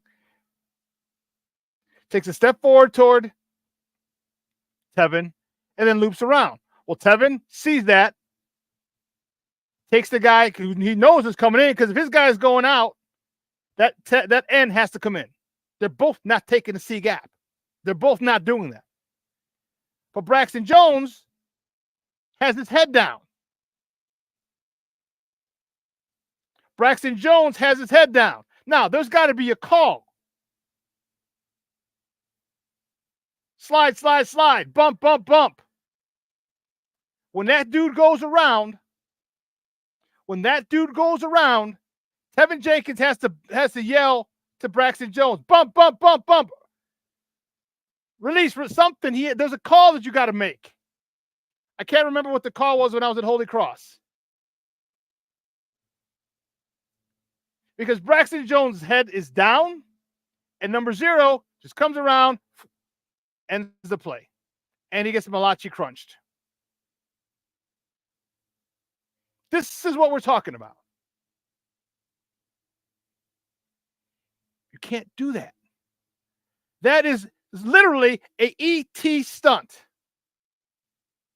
End goes first. Tackle, who actually was a linebacker, comes around the end. They do this in grammar school. How do you not understand this as a professional?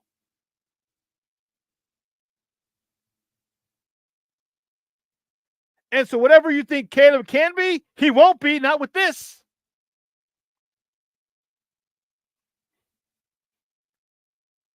Shawn, that's not a blitz. This is just a stunt, a twist. This is the most basic thing in the world. Oh, you'd yell twist, twist, twist? Okay. Yeah, and you work on this in practice. All right, we get a guy twist. What do you want to yell? The offensive line coach will give you, you yell twist, twist, twist, bump, bump, bump. Out, out, out, out. Means I got to jump out. Or in, in, in, in, in, in. You know what I mean? If the tackle comes out and the end comes through.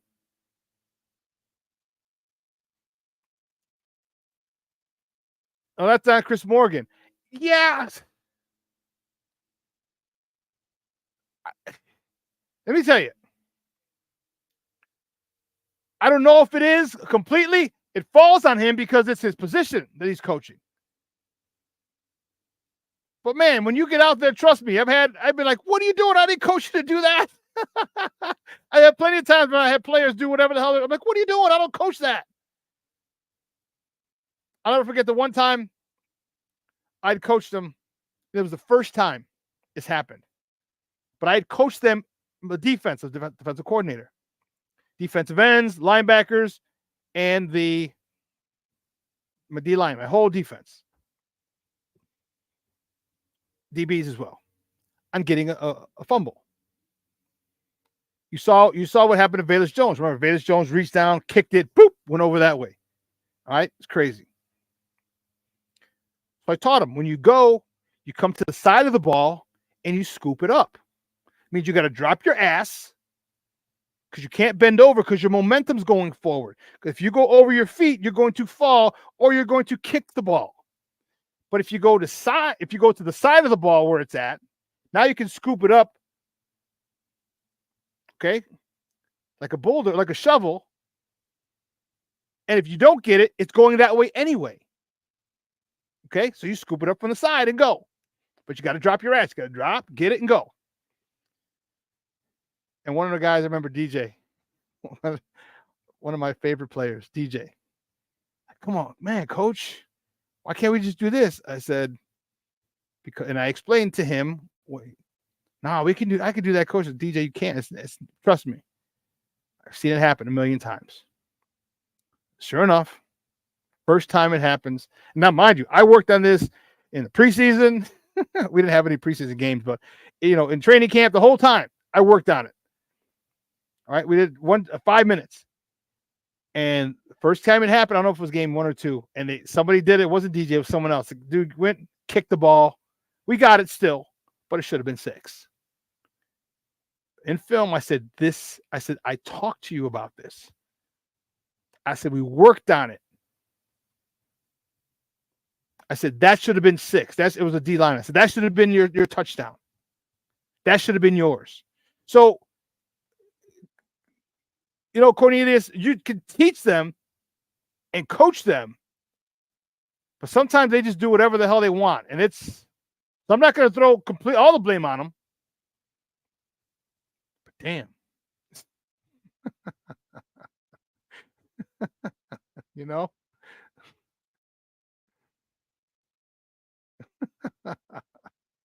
So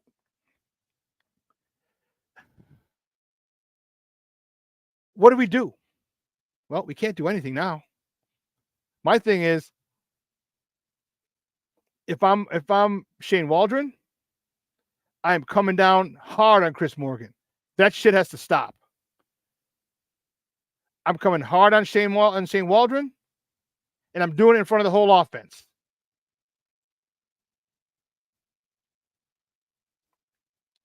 Okay?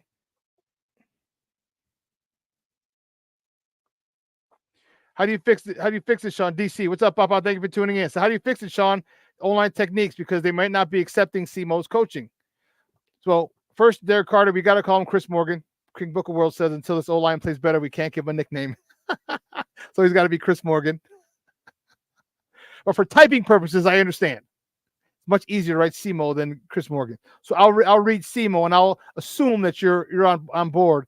And CMO is short for Chris Morgan, and I'm going to say Chris Morgan. They better be accepting his coaching.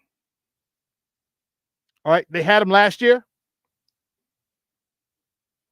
Remember, he's been here for 3 years. His 3rd year now. Okay. And as an offensive coordinator, if your position coach isn't getting through to them, then you get through to them. And this is why it bothers me that the NFL is so soft, right? Feminists got into it and said, oh, the concussions, and we don't want our sons playing football, and don't yell at my son, and don't do this, don't do that, all right? And that bothers me because there's no place in football for feminism. Okay? Football is a microcosm of life. There are things in life that come that you can't say, oh, it's okay. They're being too hard on you. That's life. Shane Waldron needs to get in that thing and say, listen, if you can't block a stupid ET or TE stunt, we're going to find someone who will. Period. I don't care how much money you make, how much your bonus is. If you can't pick up a God-blessed stunt that high schoolers, grammar schoolers, you're not going to play for me because I'm not getting my franchise quarterback killed because your dumbass doesn't know how to pick up a normal twist. And if I'm hurting your feelings, there's the door. Because you think if your feelings are hurt, see how Caleb Malachi crunched guys hitting him every other play. Ask him how he's feeling. So this is how you need to talk because this is a grown man sport. This is an alpha male sport. This is the alpha male sport of alpha male sports. Where there's no, and it bothers me a little bit because you're coddling them. Okay, get it next time. No, don't get it next time. You better get it next time because my ass is getting killed. Caleb needs to talk to his offensive line like that. See, I respect you and I love you, but goddamn, pick up the stunt. So I can hit DJs, so I can hit Rome, so I can hit these guys. But Caleb's a rookie. Now, if he went up to him and said, hey, let's, and he's trying not to piss off his offensive lineman, but hey, if a guy came to you and said, hey, block, man, I need you. You're not doing your job, and I can't do my job if you're not doing your job. If you do your job, I do my job, we win. But I need your help. You're not doing your job very well because I'm not doing my job very well. They'll probably respect it. They'll probably respect it. But I don't know if Caleb has the cojones as a rookie. This is where the coaching comes in. Mashawn, yes, sirree. Coaching matters. This is where this comes in. And you can't say, hey, let's try this better. We need you. No, look, you got to work. You're getting paid millions of dollars to do this shit. And you can't do this, block a stunt, a twist. Embarrass people, hurt people's feelings. I can't take it. Then you know what? Go see counseling. And while you see counseling, your job is gone. And maybe you have a chance to fight for it because you're getting cut. There's no place for that. The Bears need to put their foot down. You're trying to get into a championship window and you're not progressing. You're not developing your young quarterback by getting him killed. 7 sacks, 11 additional hits. He got hit 18, that's 20 times a game. He only had 50-some plays. So he's getting hit almost half the plays. Not to mention when he runs. This is my issue. And then I don't know what their deal is with, and I like DeAndre Sweat. All right, not DeAndre Swift. That's Sweat. I like DeAndre Swift, but he's not a tackle between the tackles runner. Khalil Herbert is. Why is Khalil Herbert not getting more tick? What's the problem? Do you not like him? Because you didn't draft him? What's the issue? My man got a touchdown when his personal protector tripped. And he still got in with no blocking. Him one-on-one with the safety. He gets in. Should have been a guard leading the way, but the guard tripped over the center. And you don't want to give him more tick? What's the issue here?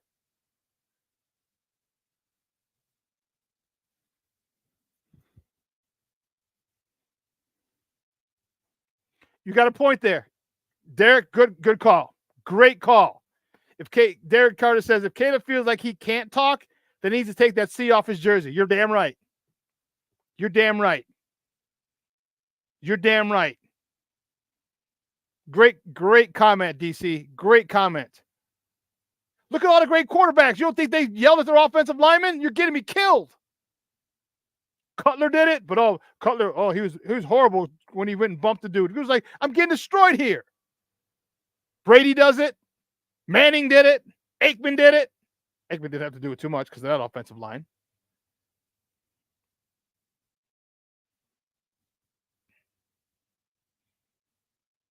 But if a quarterback steps up and says, hey, I need your help, man, you're killing me. You're getting me killed. Hope he says that. Roberto, we need people like Olin Kreutz to get there and coach them up. Sad the Bears owners don't like him. That's what we need. That's exactly what you need. They need old school coaches. These younger coaches, and I don't know Chris Morgan, so I can't speak about him specifically, but I know the culture of the coaching. Coach is a lot of these guys that try to be your friend. You're not their friend. You're their boss. They play for you. They play for you as an offensive lineman, and you report to the offensive coordinator who reports to the head coach. So you have to get the best out of your direct employees. Otherwise, the offensive coordinator, your direct superior, is going to have something to say about it. And his direct superior is going to have something to say about it. So there's a lack of killer instinct that I'm seeing on this offense. A lack of it. Like, I like Rome. I think he's super talented. But God bless it. Go get that goddamn ball. That ball's in the air. Go get it. Were you not the NFL's or NCAA's leading receiver the year before?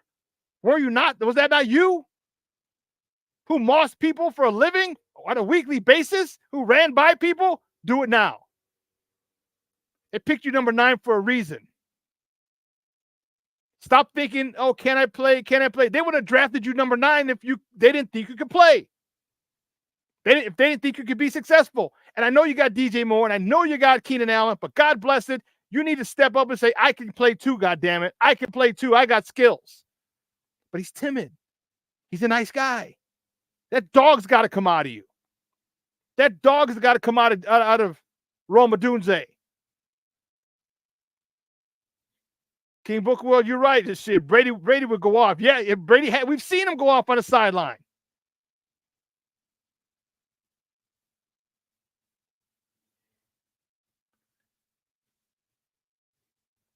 Kevin Scott said, I'm going to put out a missing player report for Tyler Scott and Rashawn Johnson. Rashawn Johnson ain't playing. Why you're not playing him? I don't know. He's only the most physical back you got, but let's not play him in a physical game. This is coaching. This is Shane Waldron. Again, Shane Waldron making me look like an asshole right now because I vouched for this guy. I said this was the most important acquisition off season was Shane Waldron. And now he's making me look like a fool. You got a power running back here. Get him some tick, if for no other reason.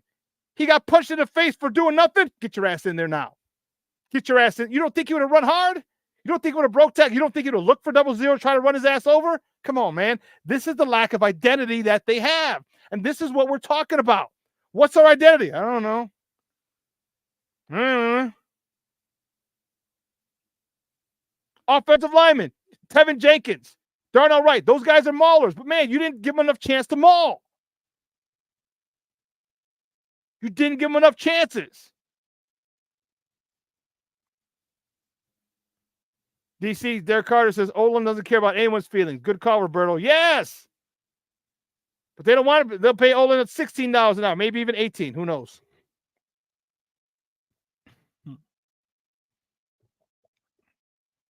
But this is we're talking it, and I had high hopes and expectations for these guys, but I'm telling you, they aren't going anywhere with this type of mentality.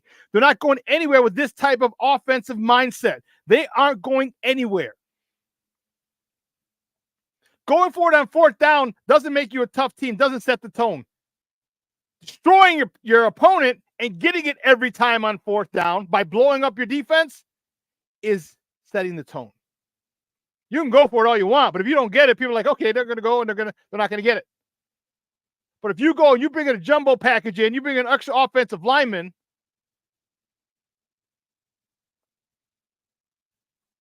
or blasting game, he was out, he was hurt. But God bless it. We're running the ball. We're running the ball. And guess what? Stop it if you can. Plank, what's up, Papa? Plank, it looks, no. I'm not going to make it to the game. I'll be in Indianapolis. I'm going to be with probably the Smoke Fellas that they have a bar, but I'm not actually going to make it to the game. Something came up with the credentials. So, no, I will not be at the game. I'm a little annoyed about it, but what are you going to do? But, Shawn, you're right. Waldron not utilized his players properly. You're right, but you got to get, excuse me. Maybe if you had more games, more preseason. Oh, you didn't use them in 2 preseason games. Do you remember me telling you? Do you remember me saying, get these guys playing the Hall of Fame games? Remember me saying that? I wanted to play a half. Everyone was like, oh, you're crazy. I'm like, all right, the first quarter. No, you're crazy. Like, fine, give them a series or 2. But you got to know what you got with real bullets are flying. Then you didn't play in the last game? I don't give a damn who makes 50, 49, 50, 51, 52, 53. I need to make sure that my top 25 are set.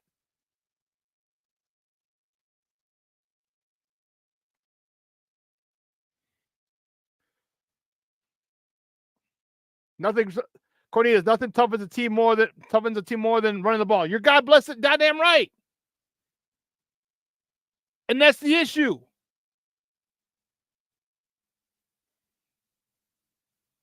I like this King Booker world. They got to be running the ball. There's got to be 2. There's only 2 things you can do: nothing and like it. That's the mentality that they need to have. But you can't have that when you don't draft premium linemen. You don't draft studs. You don't draft. You heard what Bill Belichick said. Look at the Detroit Lions. Why do you think they're so good? 3 first rounders in that offensive line.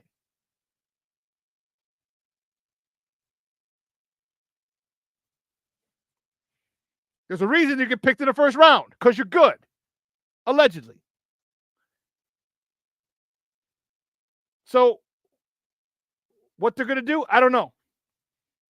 Because I was going to say the defense can't win them all, but they almost won it on Sunday. If Kyler Gordon makes that clean pick, if he's one step closer where he has to chase the ball, he gets that pick, gets up, runs, scores, Bears win 2019. The defense would have done it again. This defense is insane. Insane. 3 points in the second halves. First, like I said, I'm not saying the sky is falling. I'm not. I'm saying there need to be changes now. And don't let this this Colts game fool you. If we run the ball, okay, DeForest Buckner is out. I think that one of their other defensive players, stars, is out. So don't get me wrong, I'll take the win, but I need to consistently to run the ball. I need people to know, man, they're gonna pound us. Especially on 3rd and short, they're going that big boy package. They're gonna pound us. There's nothing you can do, and you're gonna like it. Roberto, excellent. Get under center, run the ball, play action, use Cole Kmet more, and other things will open up like downfield shots. We have to run the ball, cabrones. Yes, we do. And get Cole involved in the game. When Cole seems to be like the kind of guy who he's not like DJ Moore. We're going to talk about him in a moment. He seems that he needs the ball to get into the game, otherwise he pouts and you lose him. DJ Moore, on the other hand, you can go to him anytime. Now, don't make that a habit.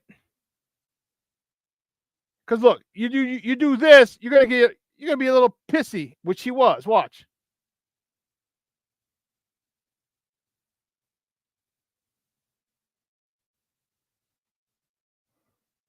Let's watch it again.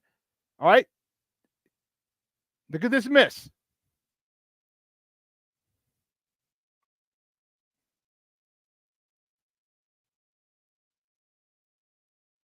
He had time. That clip courtesy of NBC, Sunday Night Football. He had time. No pressure. Stepped up in the pocket.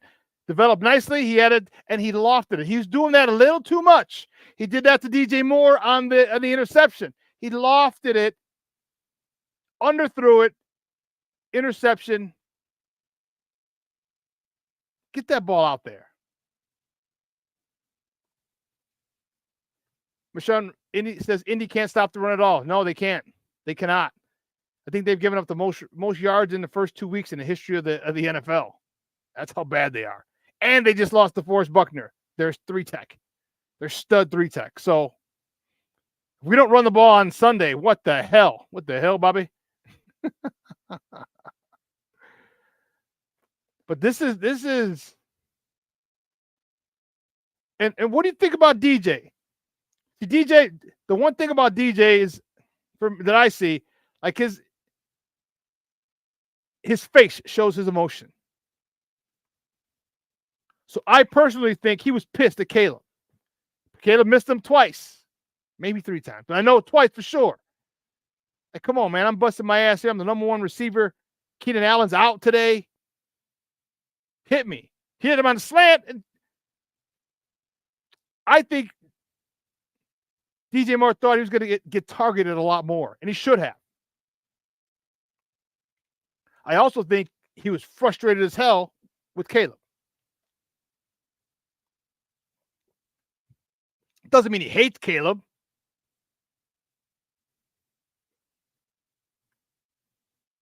This means he was frustrated. Brother Ramirez says, okay, they can't stop the run. Is Herbert going to get more carries? I hope so. You and me both, Papa. You and me both. But he was frustrated. Like, when you have, and here's the thing, and playmakers should be frustrated, and I hope he vents his frustration to him behind closed doors. He's not going to do it on the field. DJ Moore's not that type of dude. Or he might, but he won't make a spectacle of it. And if he doesn't, he needs to. Like, look, homie, I'm open. I need a better ball. I had this guy pinned in my inside for that comeback route, and you underthrow me. You know? He's probably thinking, I vouched for Justin for so long.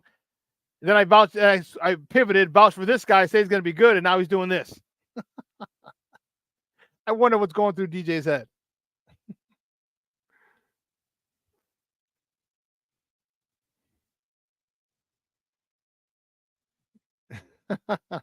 Levette Lisa Shawn, you and Primo, she's talking about Junior, her cousin. Need to join the team, darn it. Levette, believe you me, I tried back in 1994. I tried in 1994. I tried to get a tryout with them, and they wouldn't give me one. Anyway. Derek Carter says the Bears better come to play on Sunday because the Indy is a desperate team right now. Yeah, they are. And that's a great point. That's a great point, DC. They're a desperate team. They need a win. And you lose to this team? You let Anthony Richardson, who still doesn't know where the hell he's at and what he can do, you let him beat you? Which is why I think this defense is going to eat. But let's give Shane Waldron another week or two. Okay, what did I say from week 1? Remember, after week 1, I said I need to see Caleb throw those hitches, those short game. He did a lot of short game. Okay, good. Now, in addition to the short game, I need to see play action. I need to see you run the ball more downhill. Use Rashawn Johnson a little more. I need to see you take a couple of shots if you can protect. I need you to stop screwing up on TE stunts and ET stunts like you've never played football before. That's what I need you to do. Because for us to take those shots, we got to have some protection. And without the Forrest Buckner, that's a huge, huge gaping hole in the middle of their line. We should be able to take some shots deep. Tyler Scott, get your legs ready. Bayless Jones, have fun being inactive. He better be inactive. Roma Dunze, I need you here again. Keenan Allen, get back when you can, veteran. And you have more than enough weapons. There's more than enough weapons for Caleb now. Rome's got to shake that shit off. Like, okay, you got 2 catches now. I need more. I need touchdowns. I need catch and run. I need to see why you were the number 1 receiver in the NCAA last year. That's what I need to see. I need to see the dog in Roma Dunze. He's got to let that come out. He's got to believe in himself. That I don't care if I got DJ Moore and Keenan Allen or anyone else. I'm a bad mother Hubbard too. Throw me the ball. But that's what I don't see. I don't see that dog in him yet. And I'm just waiting. Man, who's going to let the dogs out?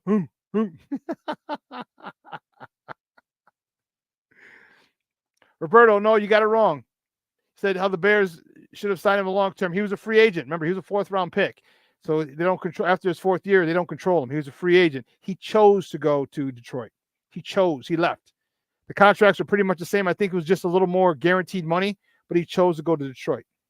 Now we didn't lose that out by not re-signing him. He chose. And when you're a free agent, it takes 2 to tango. I want to be there. We want you here. Bears wanted him here. He wanted to go somewhere else.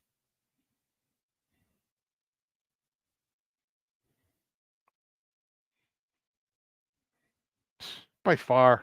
Come on, DC. DC's, I don't know, but it looks like Justin Fields is a better deep ball thrower than Caleb Williams. Just saying. He is. We can't say that. Not about, we can, no. But he is. Roberto, I still miss him. I miss him too. But what are we going to see? You know, I'm looking forward to this, and I hope they're back at practice today. So I hope that we can they take heed in what we're saying. Because if I'm seeing it, I mean, I have a pretty good football mind. All right, again, I have 45 seasons of football in me, 30 as a player, 15, 16 as a coach, 17 as a coach. I don't even remember, kind of COVID and whatever. Almost 50 years of football seasons in me. I can see some shit. All right. I see it. Hopefully they should see it because you're getting paid 6 figures minimum to do this. And hopefully it's so let's give Shane. We got to give Shane. I'll give Shane Waldron 2 more weeks. Okay, because he's learning new personnel. Okay, which again, why you play him in preseason? But I digress. Everything I'm telling you, it has a purpose. I wasn't saying to play in preseason because I want to get you hurt. I'm saying play in preseason because I need to know what I have. Did you remember it was on the Hunt for Red October, Crimson Red or Crimson Tide, where it was Denzel Washington and Gene Hackman. The Hunt for Red, that wasn't Hunt for Red October. It was Crimson Tide, I want to say. But anyway, they're in a submarine, and Denzel was saying, all right, they're saying, oh, we're at this depth. He goes, all right, we need to go deeper. And they're like, okay. So they're like, cool, good, let's go deeper. So like, okay, we've never gone this far before. Like, okay, good, let's go deeper. And they're like, sir, we're unaware of what can happen down here. And he says, that's exactly it. I need to know if we're forced here in war and we're forced to go to those depths. I need to know what's going to happen. I need to know that we can maintain the pressure at these depths. I'm not going to get the submarine crushed. I'm going to see where we're safe, how deep we can go, and we're safe. That's what the Bears needed to do in preseason, and they didn't. So now it's on the fly. We're going to see. Shane Waldron, you got a couple more weeks before I get really, really pissy about what I'm seeing and the use of personnel. But you got to set an identity, okay? And you have the personnel to be a smash mouth team on 3rd and 4th in short yardage situations. Use it. Use it. Because once you do that, think of all the things that open up. Cole Kmet sneaking out, the fullback sneaking out in the flat, the running back sneaking out in the flat after the fullback picks up the end or the backer. All these things. A drag across after a play fake. All these things that open up if you establish a run in short yardage situations. But that's got to be done. Man, 2 hours is coming and gone. I have, man, phenomenal show. This chat, man, you guys were on fire today. I loved it. Man, so everyone here is from Sports Zone Chicago. I'm your boy, the SuperBack, Shawn Sierra. This will be replayed tonight at 6. All right. Make sure if you've missed anything, you want to go back and check out this phenomenal conversation we had with you guys. Again, do it at 6 o'clock. I'm going to rebroadcast this at 6. We'll see you again on Friday. Unfortunately, I'm not going to the game. I might go down to Indy, but I won't be at the game. So yeah, hopefully next time, playing that would have been dope. But yeah, I was a little salty The NFL has new rules now for credentials, for away games and stuff like that. It's crazy. So it's not like it was last year. So that's why my guys are still learning to get used to it. Yeah. So, guys, for everyone here at Sports Zone Chicago, guys, I'm your boy, the SuperBack, Shawn Sierra. Do me a favor, make sure your loved ones know you love them. All right, make sure you tell them, send them a text, send them a voice memo, something. All right, the finality of death is harsh. All right, make sure you do that. All right, just send someone text, hey, what's up, man? How you doing? I'm telling you, the voice text, hey, what's going on, bro? Just hoping everything's good. Just checking in with you. Give me a buzz when you can. Let's grab some dinner, let's grab some drinks, whatever. Holler at your boy. Boop. That quick. That quick. All right, do it. All right, guys, I will see you on Friday. Looking forward to that. So, guys, have a phenomenal day. It's going to be mid to high 80s again today in the Chicagoland area. Enjoy it. Get out to a rooftop. Hell, get out there just on your back porch, all right, or your patio or yard or whatever, and just chill. All right. I have some stuff to do, but man, a great show. Thank you again. So for everyone here at Sports Zone Chicago, I'm your boy, the SuperBack, Shawn Sierra. Folks, I will see you. Guess what, babe? Peoples, I am out.